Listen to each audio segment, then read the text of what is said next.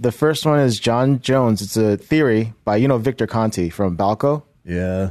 He says his theory is that Jon Jones was microdosing on testosterone, and then one of those testosterone containers that was holding the testosterone had residue of that other stuff, turinabol. So that's possibly why he had trace amounts of it.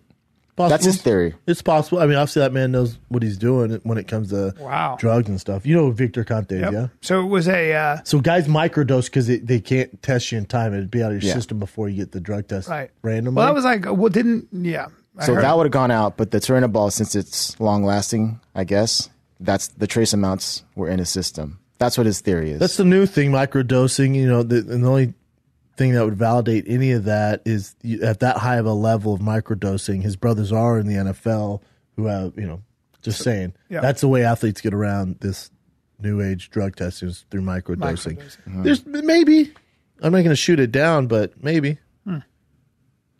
Really interesting.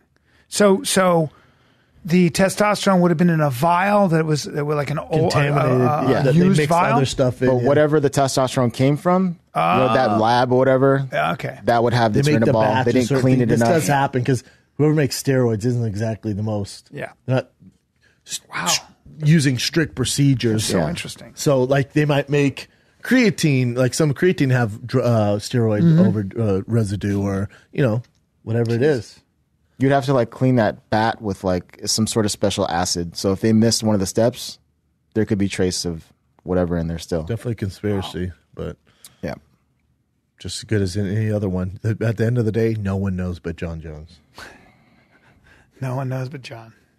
What else you got, Jen? Did you guys already talk about Canelo testing? You guys didn't, right? No. Okay. Well, there's that. Canelo should publicly prove he isn't a cheater before Gennady Golovkin rematch.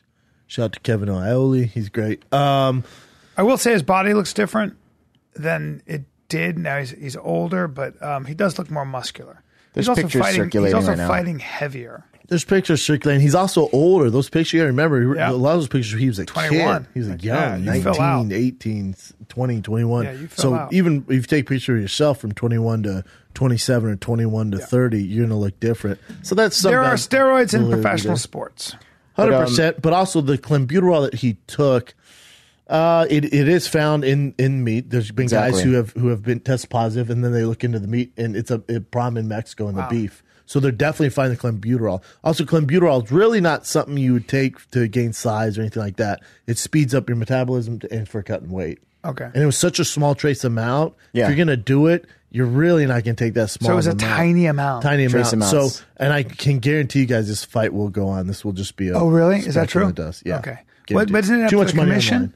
Yeah, exactly. They're crooked as fuck. Okay. There's too much money on the line for this rematch for them to go, small trace clenbuterol, let's yank the fight. Now get the fuck out of here. Okay. So Victor Conti, you know how he said that about Jon Jones? He says about this that he believes it is the tainted meat. Because a lot of fighters got what do you call that?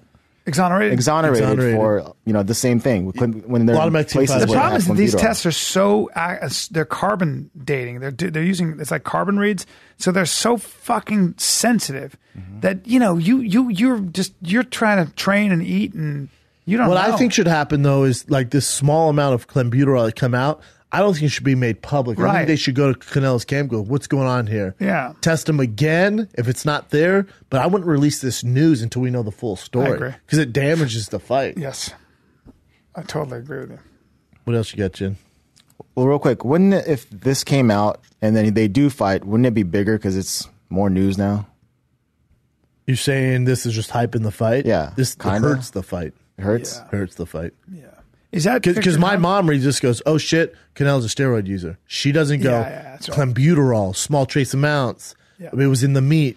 Most general public goes, oh fuck, I knew Canelo was on stuff. End of story. Is that Victor Conti? Casual phone? No, Kevin Iole. That doesn't look like Victor Conti. Who is that? Kevin Iole.